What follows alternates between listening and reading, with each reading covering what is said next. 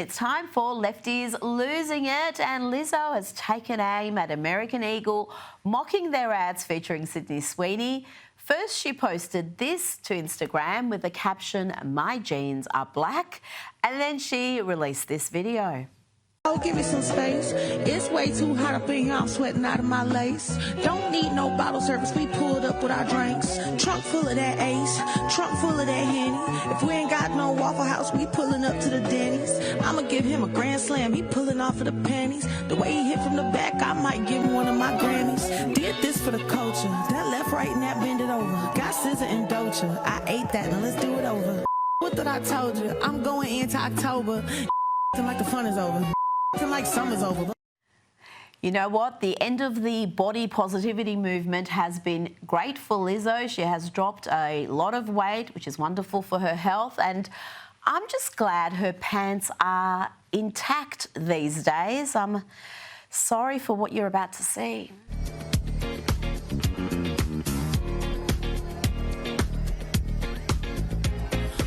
Now, this next young lady is here to school us. Unfortunately, around 82% of everything she says is inaccurate, but good on you for trying, love. First of all, you don't get denim blue without black hands, without black knowledge. So why are they still centering whiteness to sell us something that we literally built? The iconic denim blue wouldn't exist without indigo. And indigo didn't grow here. Indigo was brought here along with the people who knew how to grow it, how to ferment it, and how to turn it into dye. That deep blue, our ancestors mastered it long before white people knew what to do with the plant. Now, let's check in on MSNBC, the mental health facility posing as a TV network. And I wonder, is Rachel Maddow still having paranoid fantasies about living under a dictatorship? This woman needs help. Life has not stopped, and none of our personal lives have stopped. But also, at the same time, life in the United States is profoundly changing, is profoundly different than it was even 6 months ago. Because we do now live in a country that has an authoritarian leader in charge. We have a consolidating dictatorship in our country. Incredible. How that woman shows her face after all the lies, all the misinformation she pushed about the Russian collusion hoax is beyond me. She is shameless. And talking about shameless, just when you thought the awfuls, that's the affluent white female lefties, just when you thought they couldn't get any crazier, here they accuse God of not receiving the Virgin Mary's consent. Well, he didn't. The Holy Spirit conceived Jesus in her womb. Did Mary give God consent to put Jesus inside of her? Okay, here is another totally rational awful telling you that if you don't wear masks when you're out of your home, then you're all for killing disabled black folk. Good genes passed on to offspring? That American Eagle ad with Sydney Sweeney is literally overt eugenics. I know you don't want to hear this, but if you want to talk about how that ad is promoting eugenics, which it absolutely is, we also have to talk about how choosing not to wear a mask when you can during an ongoing pandemic, because you're okay with a certain subset of people, primarily disabled people of color, dying for your own comfort, is also eugenics, just the more normalized kind. We're going to stick with the awfuls. Here's one in the wild. She thinks she's saving the world by obstructing ICE officers. Don't fucking push me. You're taking him before I can take a phone number from him? You need to stop. You need to stop kidnapping people off the street. 100%. You just dragged him away when I'm trying to call his family for him. We're making an arrest. You need to stay Show back me your from my arrest way. warrant then. Show me your arrest warrant. I don't need to show you anything. Yeah, because you're a liar. You're not an interested party. You have no right to see that. Stop! You guys are kidnapping people off the street. In this next clip, we've got a very foolish prediction from an awful. Be careful what you wish for, lady. Unpopular opinion, but if we took all MAGA men from ages 18 to 50 and replaced them with immigrants, violence against women and children would decrease to almost 0%. Now let's step up the crazy and hear from Democrat Texas State Rep Yolanda Jones. Here she claims American citizens will be deported, and she even compares the Texas redistricting to the Holocaust. And then integration happened and everybody thought they accept us. They don't accept us. They are showing us who they are. We should believe them. And we better have the courage to stand up. Otherwise, we will fall for anything. And in this country, we will be defeated, deported. I mean, we will lose all of our rights. And if you think it can't happen, it can. And I will liken this to the Holocaust. People are like, well, how did the Holocaust happen? How was somebody in a position to kill all them people? Well, good people remain silent. Or good people didn't realize that what happens to them can very soon happen to me or somebody I love. Can you believe that? You've got Don Lemon just nodding along like the fool he is. Now let's see what happens at a leftist protest when someone is misgendered. Oh no. Shut up! These are radical Christians in there that are housing neo-Nazis. Right, but and you're defending... God, they don't, stupid! They don't push gays off the top Are of the you building for being kidding? gay. Shut the No, up, they you don't. bigot! Shut the up! You I know, don't you want agree. to learn! He needs to learn how to communicate like you do. Shame! Oh, are you going to threaten me? Did you misgender her? Did you misgender her? Apparently. Now, here are some truly confused folk in London. Not only do they not really know what gender they are, but they are chanting for Palestine, a place where they would not be allowed to march, they wouldn't be allowed to chant, they wouldn't be allowed to exist. This is like turkeys chanting for Christmas. Palestine will live forever! Free, free! Palestine! Free, free! Palestine! Palestine! Palestine! Staying in the UK, the kids are revolting at the University of Birmingham. We, an autonomous grouping of disenfranchised students, have today entered into occupation inside the building of Guild of Students in the University of Birmingham for the duration of the NUS conference, Lead and Change. After NUS have refused to answer our open letter calling out their complicity in genocide, instead responding indirectly to pressure without acknowledging it by publishing a statement which pretends to call for justice, but which, unlike their older statement on the Middle East crisis, doesn't commit to any planned or real action from NUS. Profound. Like I said, the kids are revolting, and I wouldn't suggest wearing that outfit in Gaza, love, but imagine being so far left that the far left NUS, the National Union of Students, is not left enough for you. Who stand fundamentally opposed to genocide, who have been marginalised by NUS's political abdication in the face of genocide. Our occupation will last for the duration of the Lead and Change conference. We're prepared to disrupt any location should the organisers attempt to transfer to another venue. Oh, I know what you're saying. You want to hear more from that rather odd, confused girl. Well, here she is. Her name is Star. And here she accuses the student union of being complicit in genocide. 50 universities around the UK that have signed an open letter condemning the NUS's complicity in the genocide of Palestinians. This is an appalling, embarrassing attempt to stifle the student voice and contribute to the normalisation of genocide. Now, let's see what the leader of the free world was up to earlier today. Yes, the President of the United States was on the roof of the White House. Sir, why are you on the roof? Mr. President, what are you doing up there? What are you looking at? Talk to us. How does the new Rose Garden look? The ballroom, which is on the other side. Are you considering more renovating? Hello, Peter. You're looking good, Peter. Looking good, Peter. That would be Peter Doocy. And the President was quite happy to answer questions from the roof. Are you going to move up there? What does that mean? More ways to spend my money. Can you give us another hint? We'll show you. It's just another way to spend my money for the country. Anything I do is financed by me, so in other words, contributed. Just like my salary is contributed, but nobody ever mentions that. Are you going to add another level? Oh my, as Greg Gutfeld is keen on saying, we don't deserve him.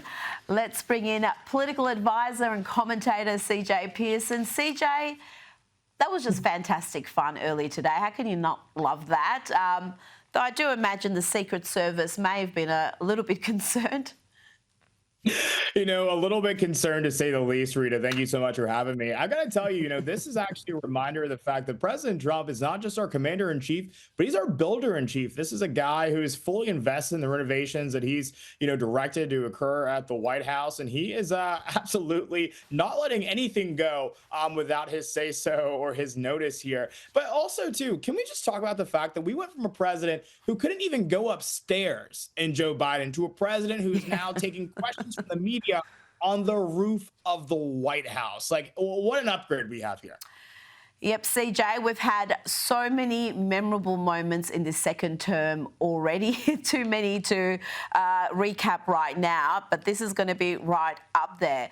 Now, let's get an insight into the woman Trump beat in 2024. You'll recall the Teamsters refused to endorse Kamala. The Labor Union was expected to endorse her, but it didn't happen, and here we get an insight into why. Here is union leader and president of the Teamsters with Tucker Carlson. They were trying to negotiate with us. She only wants to answer 3 questions. We're like, there's 16 questions here. So she answers 3 of them, and on the 4th question, one of her operatives or one of her staff slips a note in front of me, this will be the last question. And her declaration on the way out was, I'm going to win with you or without you. She thought that or said it out loud? She said it out loud. That's insane. So that's crazy behavior, actually, if you think about it. It was insane behavior, which at that point in time, I knew she was going to lose. CJ, was she really that delusional, or was that just bluster? She probably never thought the Teamsters wouldn't back her. I think you're exactly right. I think she took their support for granted. You asked the question, was she delusional? I don't know. Maybe she was off a few too many shots of vodka. But to be quite frank with you, the way that she treats the union boss is probably a lot in the way that Democrats treat black voters in this country, which is why we saw black voters break for Republicans in a way in which we've never seen before. So many young black men came over to President Trump because they realized that Democrats actually don't give a damn about us. They don't give a damn about our vote. And so, it's not surprising to me to hear about that amount of hubris coming from someone like Kamala Harris. But, it's exactly why she lost. She took the vote for granted. She didn't want to work hard. And that's exactly why she's unemployed. And President Donald Trump is the 45th and 47th president of these United States. Now, we did see Trump do pretty well with black men, particularly young black men. The Hispanic vote across the board was extraordinary for Trump, Asian vote, the migrant vote in general. But black women are probably, they are the strongest voting bloc for the Democrats. Would be 90% plus voting for the Democrats in that demographic. Do you see that changing anytime soon? Because it seems to be a fairly staunch supporter base. I hope so. You're exactly right about the problem that exists here. But I think that, for me, I've always said, if we're actually going to change the direction of the black community and rid them of their allegiance to the Democrat Party, we've got to go after black men first. Because here's the story about the black community in America. It's a very evangelical Christian community, right? Where many people view the men as the head of the household. If we can change the hearts and minds of young black men, changing an entire generation of political trajectory for the black community, then I think that we will eventually win over black women. We will eventually win over young black children who are future voters. And so, black women is definitely a challenge for us. All women have actually been a challenge for us here in the States due to the emergence of the abortion issue as such a hot button topic here. But at the same time, I think that the inroads that we've made with young black men, particularly here in the States, show us that we actually should be a little bit optimistic about what's to come. Well, one powerful black woman is Democrat Congresswoman Jasmine Crockett. She's been making headlines again. She's threatened to beat down Republicans and launched into more foul-mouthed attacks against the president. Listen, Donald Trump is a piece of shit. Okay, we know that. Yes, he is. He is. CJ, how do you see Jasmine Crockett? Some are talking her up as a future leader of the Democrats. Others are less charitable. I fall into that latter category. How do you see her?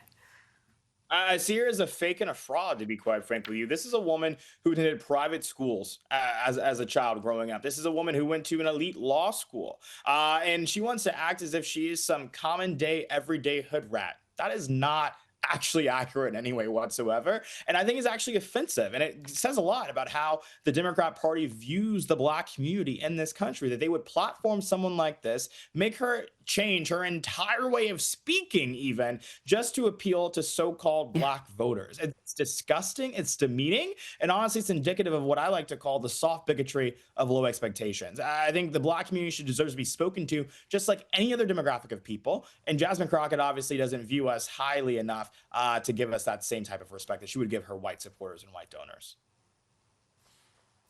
Well, talking about fakes and frauds, let's have some breaking news on Adam Schiff. This was reported on Fox News earlier today that the Democrat senator is under criminal investigation for mortgage fraud. What more can you tell me about this, CJ? You know, it's an insane story. You know, this is an individual who apparently, claimed a primary residence, of course, in California, the state where he represents, albeit poorly, but also claimed another property, which, of course, amounts to mortgage fraud. What this story actually reminds us of, and should remind all of our viewers of here, is that Democrats are everything they accuse Republicans of being. They call us lawbreakers. They're the lawbreakers. They call us, completely ignorant of the rule of law. They are ignorant of the rule of law. And thank God now we have actual DOJ that's committed to actually rooting out actual crime and fraud and abuse. And Adam Schiff, as someone who was one of the leading gaslighters when it came to the Russia collusion hoax, I'm glad to see now that he is finally being kind of examined under the spotlight, which is long overdue. Now, CJ, before you go, the New York Post has a report today on how Donald Trump was debanked by two of America's biggest banks, JP Morgan and Bank of America. And it appears that the January 6th riot was used by the Biden administration's banking regulators and the Federal Reserve to put pressure on banks to deny service to Donald Trump. This is sinister stuff, CJ. How widespread was this? Incredibly widespread. And this isn't just sinister, it's just downright disgusting, right? I think that when you have an entire ideology of people who are treated as second-class citizens in a country that supposedly believes in freedom of expression and freedom of speech, that is no longer the America that I know. It's not the America that I love. And I think, there is this lie that existed for a long time that Joe Biden was going to be the centrist president, right? The centrist Democrat who would govern from the middle. Everything that we learn more about this president and the way in which he conducted himself shows us to be that was absolutely untrue. He was a radical puppet who was controlled by his puppeteers and who weaponized the entire government against a class of people who did not believe as he did. And so I think that, again, investigations must ensue. We must figure out who actually called these shots to execute the weaponization of government against a private citizen, as Donald Trump was at the time, isn't just grossly wrong, but it reeks of criminality. And I think that we need to take a hard look at that and get justice where it is deserved. CJ Pearson, thank you so much for your time tonight. Thank you so much, Rita.